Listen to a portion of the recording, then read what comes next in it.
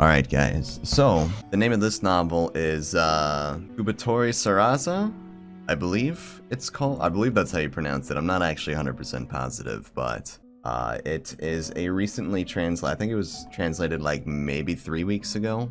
It's a novel from Sharon, my favorite author, cough. And it is about, it's about what every Sharon novel's about. It really doesn't need that much of an introduction. Let's go. This game contains scenes of violence and grotesque depictions. Viewer discretion is advised. This is a work of fiction. Any relation to real-world persons is purely coincidence. Understandable. The piercingly cold snow continued to fall.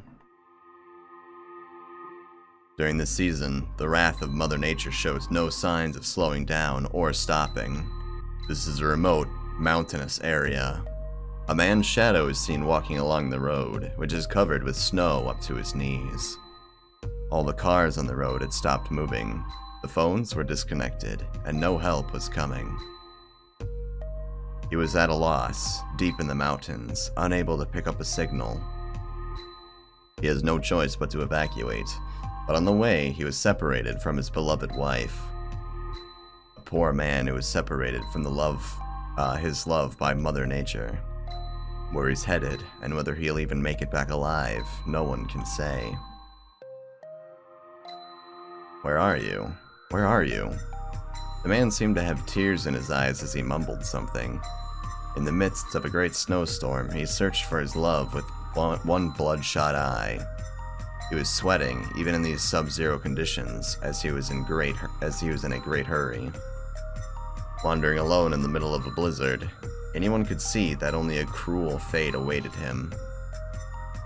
Oh man. The heavy snowstorm obscured his vision. It was getting fiercer, and he could hardly stand on his own 2 feet. Even so, as if searching for someone to hold on to, he struggled his way through the pure white world. It was then that his strength reached its limit. What was that thing? Suddenly, he saw an orange light swaying in the distance. What is that? The man strained his eye, but he couldn't make it out clearly. In this bad weather, there was no way for him to see what it was. He took one step, then another, carefully, and finally it became clear.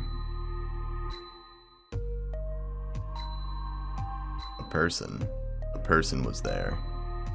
A person holding a lantern in their hand from which an orange glow emanated.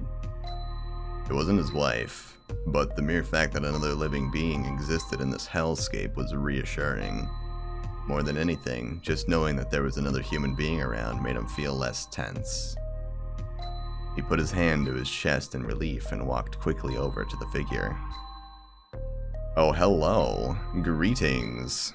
How are you? Oh wait, no, she's gonna want to chop something off of me.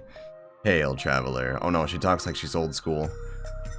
At a distance, where the figure's face was clearly visible, they called out to the man. Standing there was a young woman. What's the matter? What are you doing here, in a place like this? Her features were beautifully formed, and her voice had a lovely tone like a ringing bell. Her luscious black hair was swept by the wind as she stared worriedly at the man. I'm looking for my wife. I see, so you lost your way. Her brow furrowed in thought for a moment, and then she smiled at him as if she had made up her mind. This is certainly no place to be standing around. My home is just around here. Why not stop by? As soon as she said that, she turned around and started to walk away. In spite of the poor visibility, the woman walked as if she knew the way. Under these circumstances, her confidence was an uplifting sight to behold. The man, nearing the limit of his physical and mental strength, decided to do as she suggested. Alright, where's the part when my dick gets chopped off? And it's gonna happen. My penis is going to get lopped off at some point. It's always just a matter of time. The fire in the hearth burned with a crackling sound. The gently flickering flames quickly warmed even his freezing body. This hut was very warm, a little old but sturdy and well built. It wasn't spacious, but it was more than enough for one person. Interesting. I wonder why. I don't trust it. I see. That must have been quite difficult for you. It was brewing tea as she listened to the man's story. Green liquid is poured from the teapot, spitting out steam as it splashes into the cup.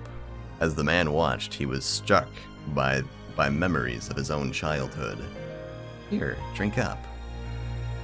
The man took it and wrapped his hands around the teacup to warm them. Normally, he would flinch from touching such a hot object, but right now, it felt about right. His cold body and mind are gradually regaining its warmth. If he had stayed outside as it was, the man won't go unscathed. He was lucky to have met this woman by chance. By this point, it's no exaggeration to say that she is the man's savior. However, this is not the time to sit around leisurely. Suddenly remembering his original objective, the man felt anxious. While he sits around like this, his wife might be wandering outside in the cold snow. The man can't sit around doing nothing, as he suddenly stood up. Where are you planning to go? Calm down. You're not planning to walk along these snowed-over roads in this state, are you? I understand that you're impatient, but at least get some rest before you go. Although he is perplexed by her words, the man sat back and calmed down. He picked up the tea as he calms his mind, and he lets out a tired breath. The man closed his eyes as he smells the tea's fragrance. From that tea, he can smell something similar his grandmother used to put in the tea from when he was young. Such a ridiculous thing, in such a serious time when my wife is missing. What is with this? This music does not fit like the emotion of the scene. Like it's so like upbeat, like you're on an adventure or something. They're just chilling in a hut, dude. It just doesn't fit. This hut's warmth is able to make me forget all of my pain. You may call me Sarasa. For as long as I can remember, I've been living in here alone. It appears her name is Sarasa. Why is such a fragile young woman living all alone in a way, living alone all the way in such a remote area? Oh my god. My name is Sriracha Sauce. Bro. Come on, bro. You can't do that to me. I'm trying to read. Rather, it is very unusual for a person to live so deep within the mountains. I wonder how does she manage such things like food? Where does she store it? Well, as a lot of questions kept popping up, the man decided to ask her, why are you alone? Let's see, where should I begin? I murdered them all and ate them because I'm a cannibal. Okay, it can't just be me. That looks weird, right? The woman is staring into the air, thinking as if about something as she begins to talk. Okay. This was just translated recently, so I'm not expecting it to be perfect, but that was hard to read. Both my father and my mother has passed away a long time ago. Originally, my family used to live in a village nearby, but as she reaches to that part, the woman paused for a while. I guess it's safe to say we got kicked out of the village.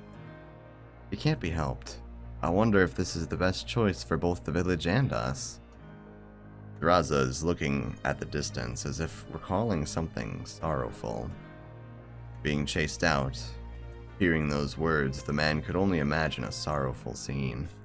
I should stop asking questions and pry into her personal circumstances any further. Dear traveler, it's about time. After you're done resting, are you planning to go out again? I've got to find my wife. Better call it off for today. The blizzard is still raging outside. Are you planning on dying? Something dangerous called, Kubitori lurks around these parts. Going out this late at night is very dangerous. Don't say such bad things if you want to leave. If you want to leave, better to do it tomorrow morning. If you don't mind it here, you can stay for the night. Kubitori.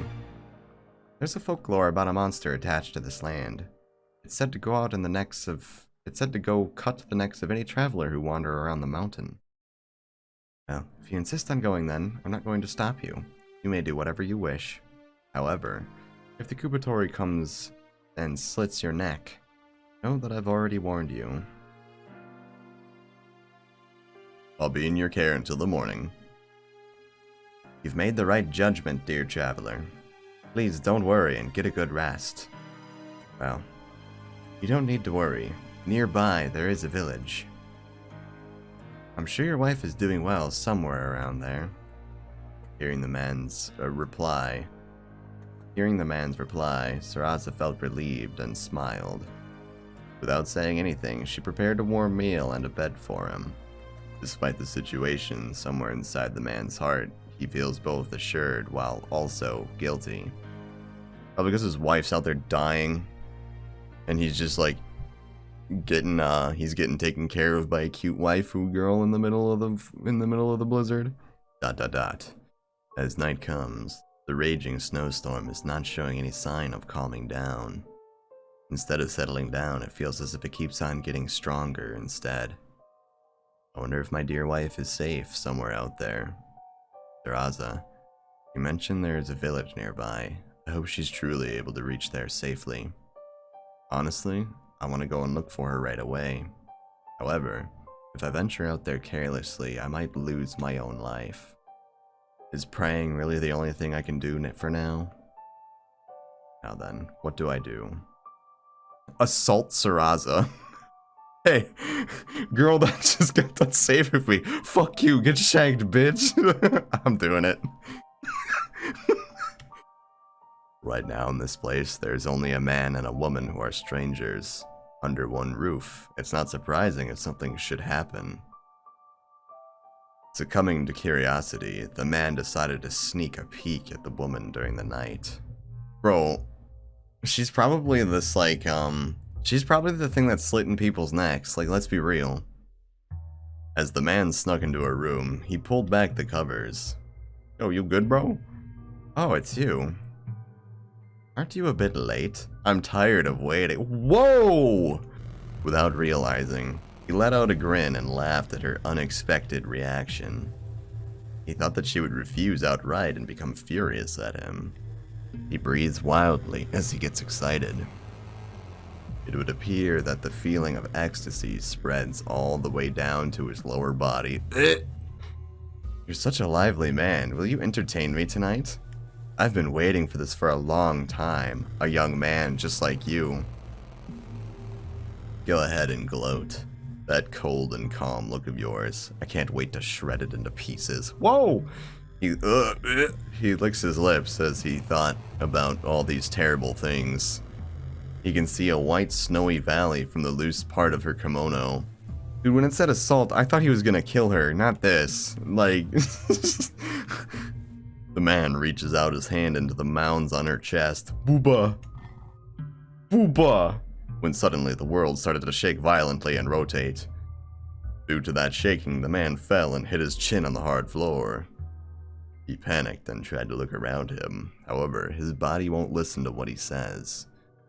As if his consciousness was placed somewhere else. What's wrong, dear traveler? It seems that you haven't yet comprehended what has actually happened. She puts her hand on her cheek as she lifts up the man's face. Oh. I think my head just got ripped off. Laying on her chest, the man can see a decapitated body. She ripped my head off. The body of a man lying on the floor, with nothing above the neck. A gush of red liquid is flowing from the open cut. Yes, the man's neck had been taken by the Kubitori. She is the Kubitori, I knew it. Is this the punishment for his foolishness of trying to devour a woman? Please, phrasing, dude. A deep sound of agony fills the entire bedroom. Whether it's from the regrets or from the pain, nobody knows but him. He can only resent his very own shallowness, as he screams out in an indescribable cry for agony. For eternity? I think I misread that. Bad end, the sinner of lust. Alright, boys, we died. But you know what? The bright side is we got to touch some booba before we died. What up, bruh? Alright, I'm going to just slip into bed this time. We'll go out and look for our wife last. Having the fresh scent of booba clearly on my hands, I feel it is time to sleep. It's what she told me to do. There's a blizzard outside. If I insist on going out, I may endanger my own life. I know better than anyone else that I shouldn't underestimate Mother Nature. No matter how long I ponder about it, no answers come to my head. Let's just call it a day. When tomorrow comes, I'm sure the answer will come on its own.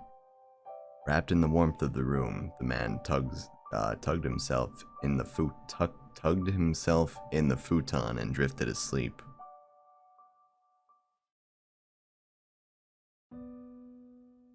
The sound of birds chirping fills the silence. Yes, the long, grueling night has passed. Morning has finally come.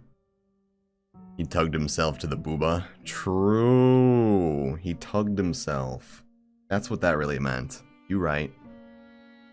The storm appears to have passed. The sun is shining, unraveling the clear blue sky. Are you leaving already? As the man is preparing to set forth, the voice of a woman can be heard. There's no need for you to be in such a hurry, is there? You should take your time and then go. Although he is tempted after hearing such sweet words, he tightened and puffed his chest to show his determination. My boobas are better than yours. If so, then please be careful on your journey. The woman lets out a lonely smile as she sees him off. Then after a while, as if having remembered something, she faced the man. A moment, please, O traveler. Don't rip my head off. As I'm listening to your story, I can only think of inexplicable things. Hearing her words, the atmosphere started to feel as if the very air was freezing over. You said you got separated with your wife on the way here, but are you truly telling the truth? Yes. As she said this, an unsettling silence filled the hut. The man stood there in silence and refused to answer the question. Just say yes. A car is driving along the mountain road, pushing through the snow. It keeps going deeper and deeper into the mountains. Driving the car is a single young man with no one in the passenger seat. The man appears to be impatient about something as he wipes the sweat off of his forehead. Whew! Eventually, the car stopped in front of a cliff as the door opens up. The man takes out a huge bag out of the trunk and threw it at the bottom of the cliff. The bag that's big enough to hold the person is rolling and makes its way down the cliff. Did he kill someone? What are you actually looking for? It appears that you aren't truly looking for anything, are you?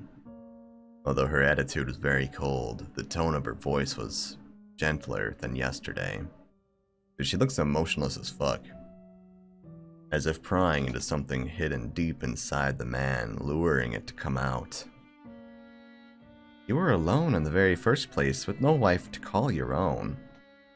There's something for you to lose. There's nothing for you to lose. That's why you don't need to worry.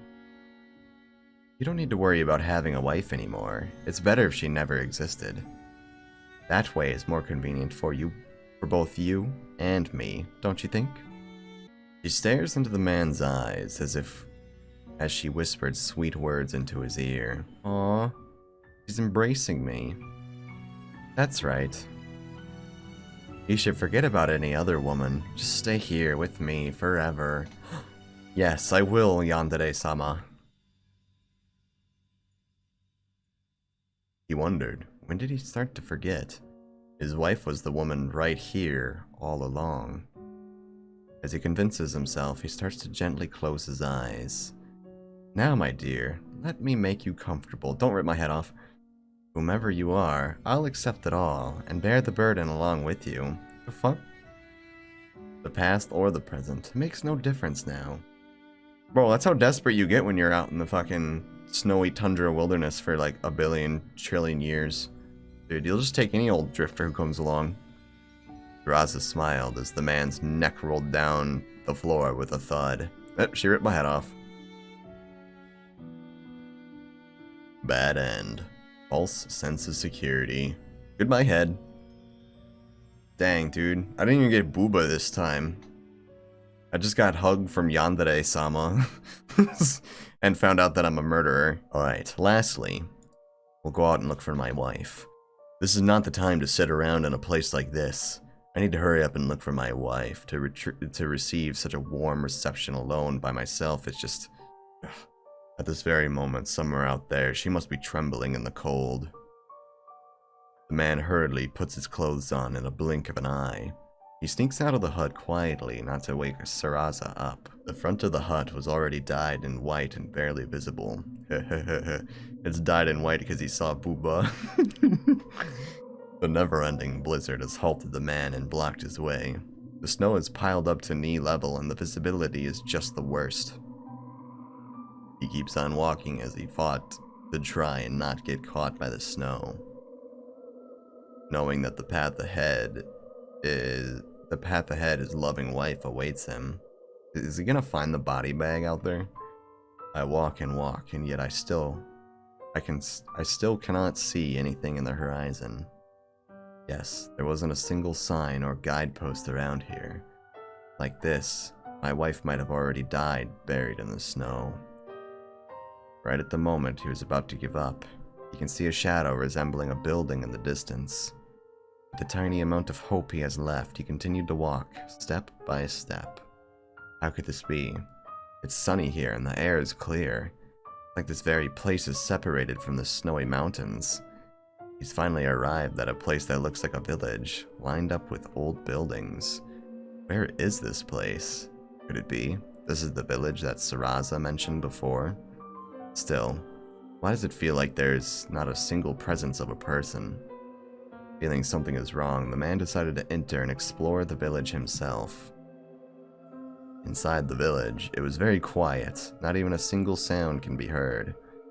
It's as if the man himself is the only one left in the whole world. This is like Silent Hill vibes right now. After not being used for so many years, the dust has taken over, covering everything inside the houses. Ghost village. Gradually, such words came into his mind. Perhaps this is a different village than the one Sarasa mentioned before. The man keeps walking as he is having these thoughts inside of his mind. Unless she got jousted out of the village like 100 years ago or something and ripped all their heads off. That's a possibility.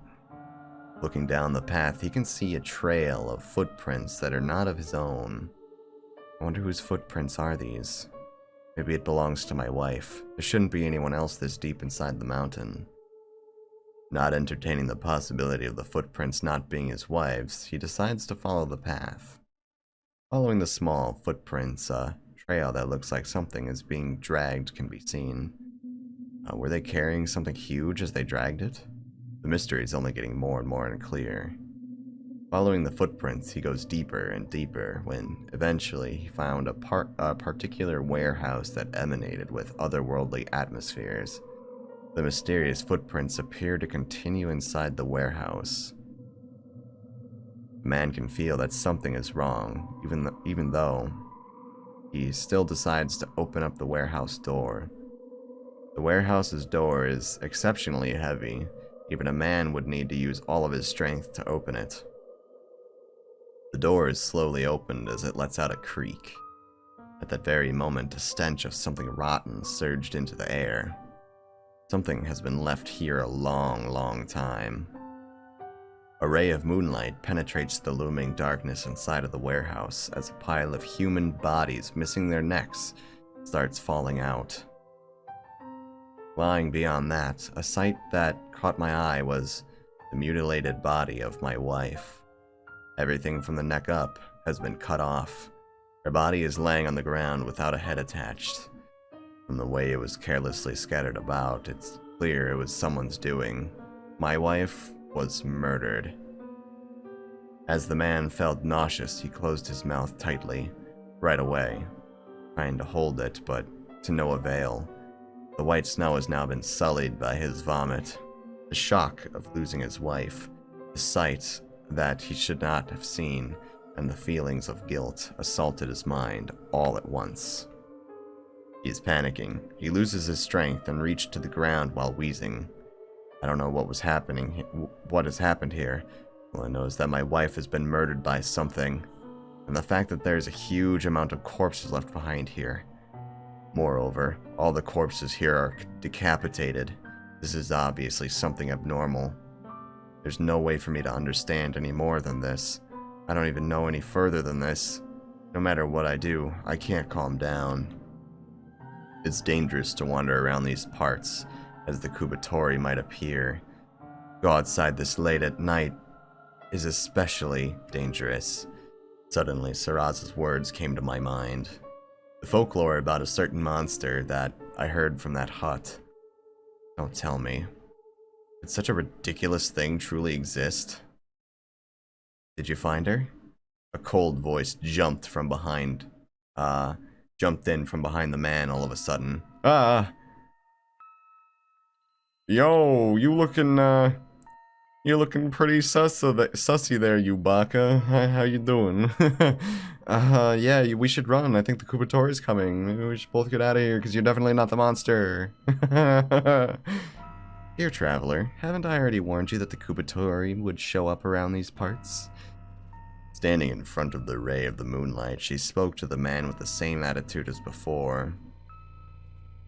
However, if there's a definitive difference from before, that would be grasped in her two hands was a huge sickle. Yep, that's Scythe.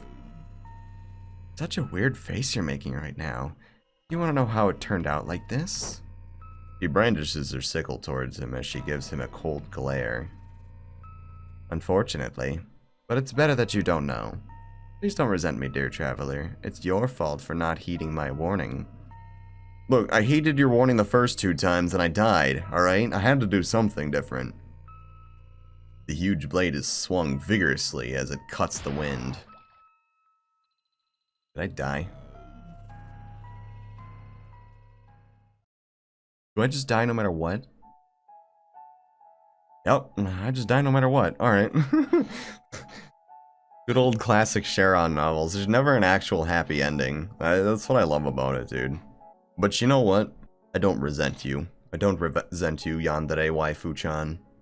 At least you made my deaths quick. I can appreciate that much.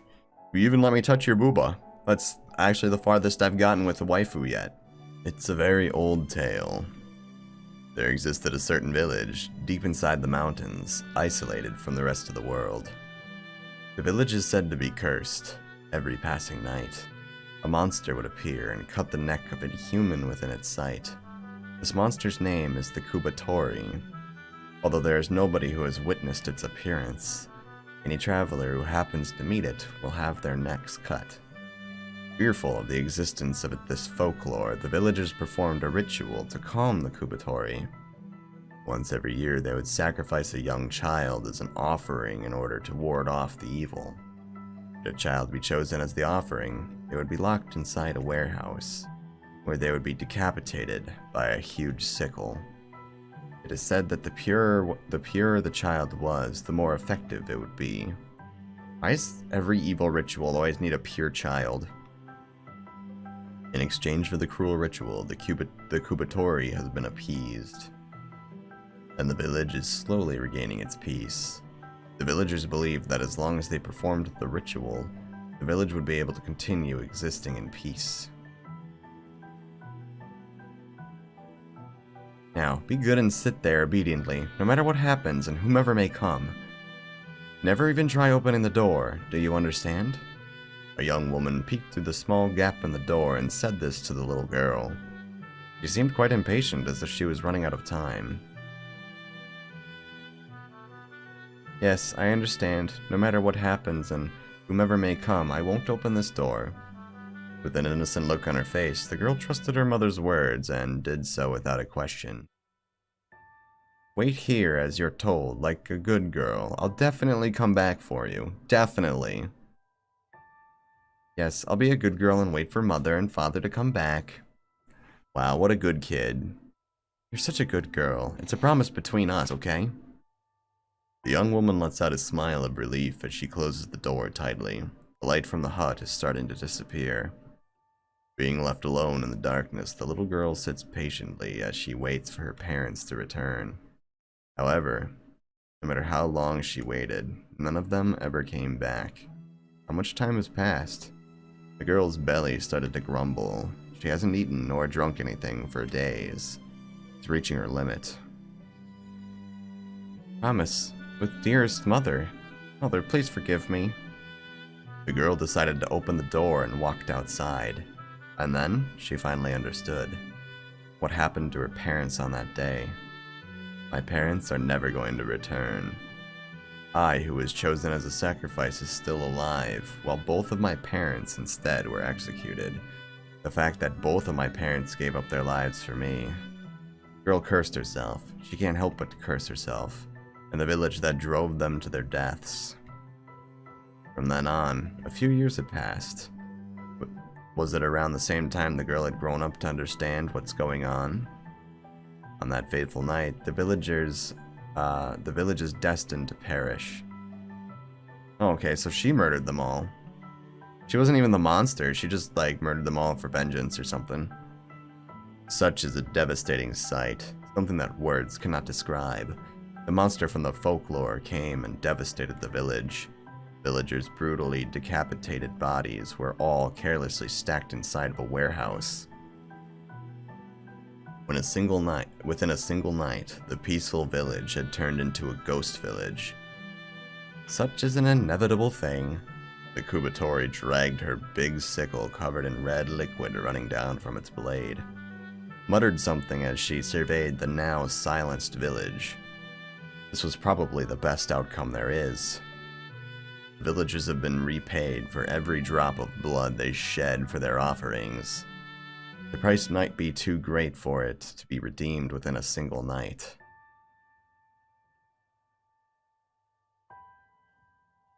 True end, Kubitori. Alright. Damn. So is there actually a monster, or... I don't know. They might have just thought there was a monster and just locked kids up in there, and then the kids just kind of died to death or something. Well, no, her parents got decapitated by the monster. Apparently. I don't know.